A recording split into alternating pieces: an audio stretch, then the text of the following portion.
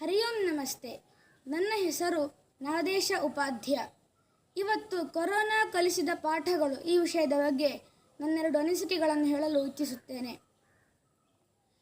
ಉರಿದ ಮನಗಳನ್ನು, ಮುರಿದ ಮನೆಗಳನ್ನು, ತೊರೆದ ಒಲವುಗಳನ್ನು, ಹಸಿದು ಸತ್ತವರನ್ನು, ಬಸಿದ ನೆತ್ತರನ್ನು, ಅಳೆದ ಆಸೆಗಳ, ಕಳೆದ ಕಾವುಗಳ, ಬೆಳೆದ ಬಳಲಿಕೆಗಳ, ಚೀನಾದಲ್ಲಿ ಕಣ್ಣಿಗೆ ಕಾಣರಿಯದ ವೈರಸ್ ಒಂದು ಹುಟ್ಟಿ ಜಗತ್ತಿನ ಕಣ್ಣಿಗೆ ನಿದ್ದೆಗೆಡಿಸ್ತದೆ ಅನ್ನುವಂತಹ ಪರಿಸ್ಥಿತಿಯನ್ನು ಯಾರೂ ಕೂಡ ಊಹಿಸಿರಲಿಲ್ಲ. ಭಾರತದ ಪಾಲಿಗೂ ಇಂತಹ ಒಂದು ದುಸ್ವಪ್ನ ಸ್ಥಿತಿಗಳು ಬರ್ತಾವೆ ಅಂತ ಹೇಳಿ ನಾವು ಕೂಡ ನಿರೀಕ್ಷೆ ಮಾಡಿದ್ದಿಲ್ಲ. ಆದರೆ ಈವರೆಗೂ ಕಂಡರಿಯದ ಅದೆಷ್ಟೋ ಪದಗಳನ್ನು ಈಗ ಕೇಳಬೇಕಾದಂತಹ ಪರಿಸ್ಥಿತಿಯಲ್ಲಿ ಬಂದು ನಿಂತಿದ್ದೇವೆ. ಕೊರೋನಾ ವೈರಸ್ ಇರಬಹುದು, ಲಾಕ್ಡೌನ್ ಇರಬಹುದು, ಸೀಲ್ ಡೌನ್, ಸೋಷಿಯಲ್ ಡಿಸ್ಟೆನ್ಸ್ ಈ ಮುಂತಾದ ಪದಗಳನ್ನು ಕಂಠಸ್ಥಗೊಳಿಸಬೇಕಾದಂತಹ ಪರಿಸ್ಥಿತಿ ಬಂತು. ಆತ್ಮಾರ್ಥಂ ಜೀವಲೋಕೇಸ್ಮಿನ್ ಕೋ ಜೀವತಿ ಮಾನವಃ ಪರಂಪರೋಪಕಾರಾರ್ಥಂ ಯೋ ಜೀವತಿ ಸಜೀವತಿ ಎಂಬಂತಹ ಒಂದು ಮಾತಿದೆ. ನಮಗಾದಷ್ಟೇ ನಾವು ಬದುಕಿದ್ರೂ ಅದು ಬದುಕಲ್ಲ, ಬೇರೆಯವರಿಗೆ ಬದುಕನ್ನು ಕೊಟ್ಟು ನಾವು ಬದುಕಿಸಲು ಪ್ರಯತ್ನಿಸುವುದೇ ನಿಜವಾದ ಬದುಕು ಅಂತ ಹೇಳಿ ಈ ಲಾಕ್ಡೌನ್ ಸಮಯದಲ್ಲಿ ಅನೇಕ ಜನ ಚಡಪಡಿಸಿ ಹೋದರು. ಅಂಗಡಿ ಮುಂಗಟ್ಟುಗಳನ್ನು ಮುಚ್ಚಬೇಕಾದಂತಹ ಪರಿಸ್ಥಿತಿ ಎದುರಾಯಿತು. ದೇಶದ ಆರ್ಥಿಕತೆಗೆ ಬಹುದೊಡ್ಡ ಸಂಕಷ್ಟ ಎದುರಾಯಿತು. ಪೇಟೆಗರು ಹಳ್ಳಿಗರ ಕಡೆಗೆ ಮುಖ ಮಾಡಿದ್ರು. ಕೃಷಿ ಚಟುವಟಿಕೆಗಳು ಉತ್ತೇಜನಗೊಂಡವು.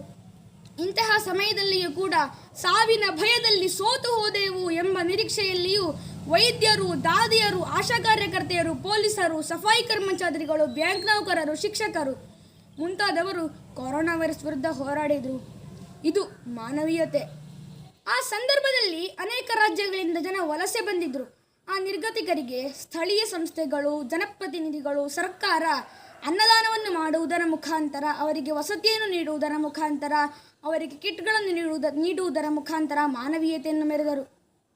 ತುಂಬದಿರು ಮನೆಯ ನೀ ವಸ್ತು ಒಡವೆಗಳಿಂದ ತುಂಬು ಸಂಬಂಧಗಳ ಸಂಭ್ರಮವನಿಲ್ಲಿ, ನಂಬಿಕೆಯು ಮಮತೆ ವಾತ್ಸಲ್ಯ ಪ್ರೀತಿಗಳ ಜೊತೆಗೆ ತುಂಬು ನಗೆ ಎಲೆಯಿಂದ ಮರುಳು ಮನುಜ ಎಂಬಂತಹ ಮಾತುಗಳು ನನಗೆ ಸದಾಕಾಲಕ್ಕೂ ನೆನಪಾಗುತ್ತಿವೆ.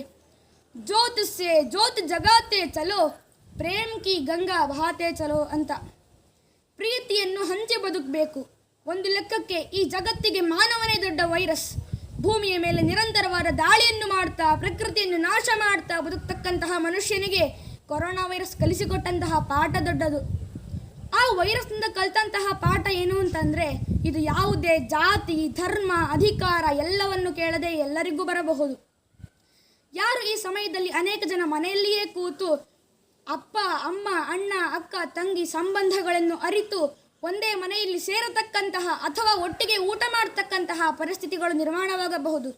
ಶಾಲೆಗಳನ್ನು ಬಿಟ್ಟಂತಹ, ಪರೀಕ್ಷೆಗಳಿಗೆ ಹೋಗರಂತಹ ಸ್ಥಿತಿಗಳು ನಿರ್ಮಾಣವಾದಾಗ ಮಕ್ಕಳು ಅಜ್ಜ ಅಜ್ಜಿಯಂದಿರ ಜೊತೆ ಆಟ ಆಡಿದ್ರು ಅಥವಾ ರಾಮಾಯಣ ವೀಕ್ಷಣೆ ಮಾಡಿದ್ರು.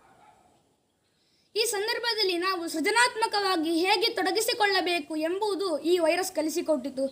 ಮಾನವೀಯತೆಯನ್ನು ಉಳಿಸಿಕೊಳ್ಳೋಣ, ಮಾನವರಾಗಿ ಬದುಕೋಣ ಎನ್ನುತ್ತಾ ತುಂಬು ಹೃದಯದ ಧನ್ಯವಾದಗಳೊಂದಿಗೆ ನನ್ನ ಎರಡು ಮಾತುಗಳನ್ನು ಮುಗಿಸುತ್ತಿದ್ದೇನೆ.